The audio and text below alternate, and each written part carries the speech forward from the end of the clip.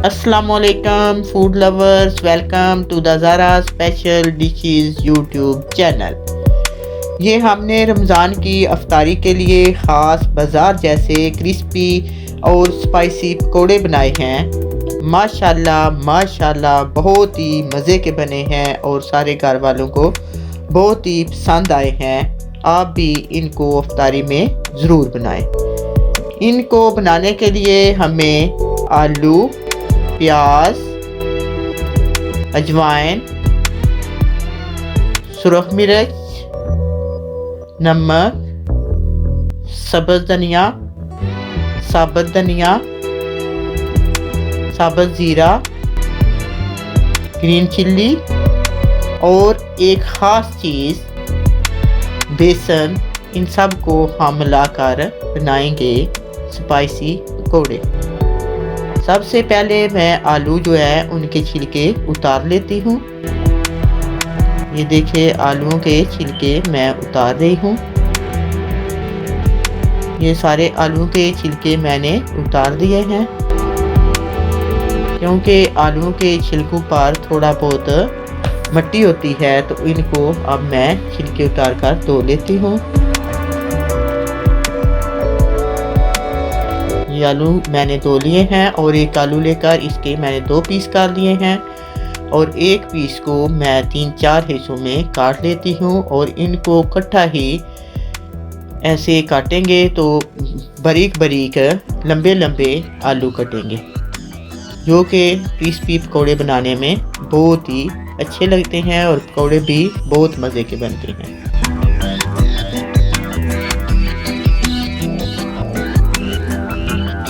ये देखें बारीक बारीक मैंने आलू काट दिए हैं और इनको मैं एक बर्तन में डाल लेती हूँ। और जो प्याज है उसका भी छिलका उतार कर पहले इनको तिरछा जो है इसके 3-4 हिस्से कर लेते हैं, फिर इनको पकड़ कर बारीक बारीक काट लेते हैं। ये देखें बारीक बारीक इस तरह कटेंगे। ये प्याज भी मैं आलू जो है जो काटे हुए थे एक बर्तन में डाले थे उसमें डाल देती हूँ और सब्ज़ मिर्चें जो हैं उनको मैं बारीक बारीक काट लेती हूँ।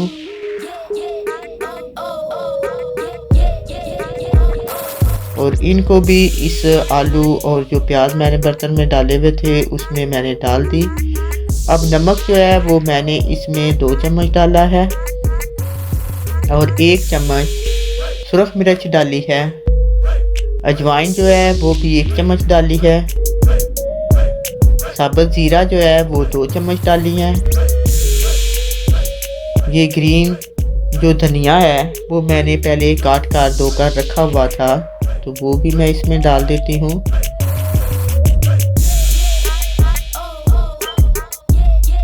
अब बेसन जो है उसको मैं डाल लेती हूँ तकरीबन 1 कप।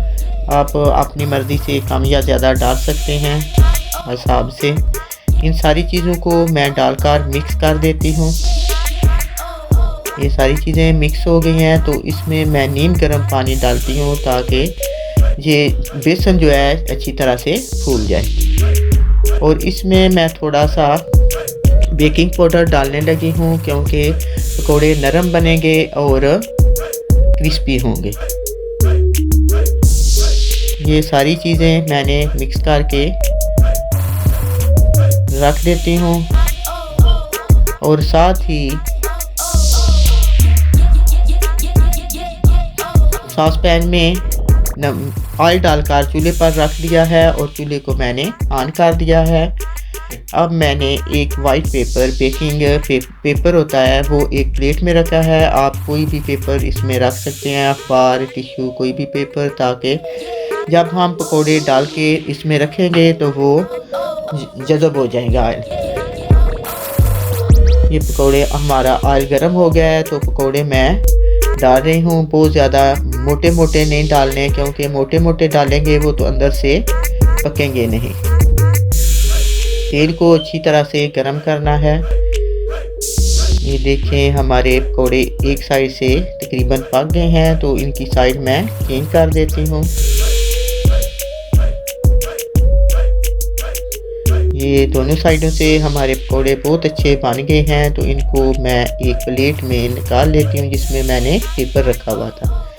ये देखें बहुत ही मज़े के और इनका कलर भी बहुत ही खूबसूरत लग रहा है। ऑयल पहले ही गर्म था तो इसमें मैं और पकौड़े डाल देती हूँ।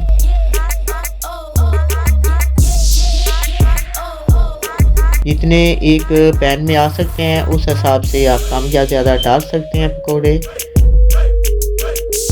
ये भी तकरीबन हमारे बन गए हैं, तो इनको भी मैं निकाल लेती हूँ और प्लेट में डाल लेती हूँ। और नीचे जो पेपर रखा हुआ था वो ऑयल जो एक्स्ट्रा होगा उसको वो जज़ब कर लेगा। ये देखें हमारे कितने ही खूबसूरत प्यारे पकौड़े बने हैं। और साथ ही मैंने ये चटनियाँ रखी हैं जिसमें इमली की चटनी है, केचप है, पुदीने की चटनी है। इनको आप किसी भी चटनी के साथ खाएं तो आपको बहुत ज़्यादा मज़ा आएगा। और जब आप घर पर इस तरह के पकौड़े बनाकर खाएंगे तो कभी भी आप बाज़ार से पकौड़े लेकर नहीं खाएंगे, क्योंकि ये बहुत ही क्रिस्पी और मज़े के पकौड़े बने हैं। अगर आपको मेरी ये वीडियो पसंद आई हो तो प्लीज़ लाइक कर दें, मेरे चैनल को सब्सक्राइब कर दें ताकि नई आने वाली वीडियो आप तक पहुंचती रहें। इंशाल्लाह फिर मिलेंगे एक नई रेसिपी के साथ।